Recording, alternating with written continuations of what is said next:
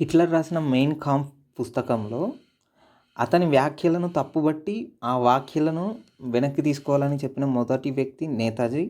And దానికి Hitler కూడా చాలా ఆశ్చర్యపోయాడు. ఇక విషయానికొస్తే, ఇండియా చేసే స్వాతంత్ర పోరాటంలో జర్మనీ మద్దతు కావాలని చెప్పేసి నేతాజీ జర్మనీకెళ్ళి హిట్లర్తో మాట్లాడాడు.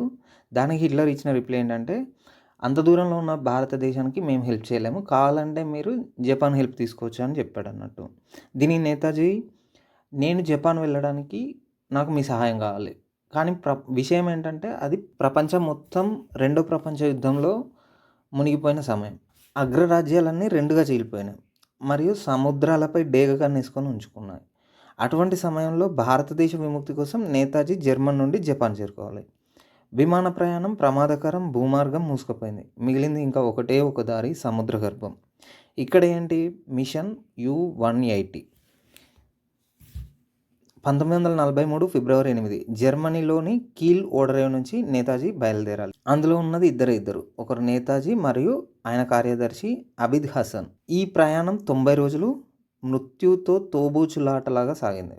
బ్రిటిష్ నౌకాదళం అట్లాంటిక్ మహాసముద్రం అంతా కాపలాగాస్తుంది. నేతాజీ ప్రయాణిస్తున్న జలాంతర్గామి శత్రువుల కంటపడకుండా నీటి అడుగున వేల కిలోమీటర్లు ప్రయాణం సాగించింది.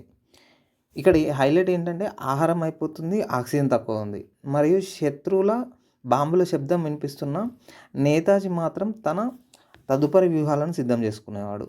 ఇది ప్రపంచంలోనే అత్యద్భుతమైన ది గ్రేట్ ఎక్స్చేంజ్.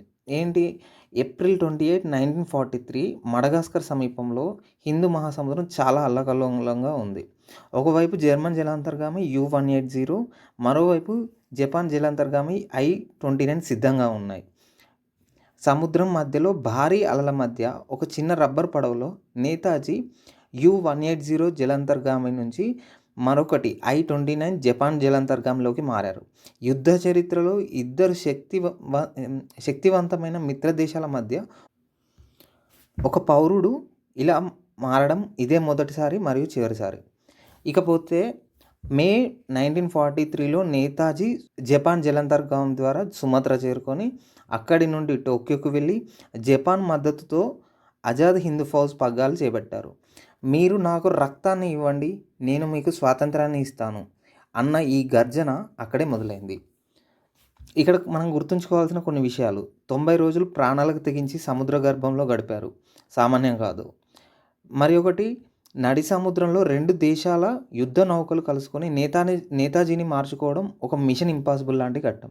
లక్ష్యం వేల మైళ్ళ దూరం ప్రయాణించిన ఆయన కళ్ళలో కనిపించింది కేవలం ఒకటే ఒక కళ, స్వతంత్ర భారతం.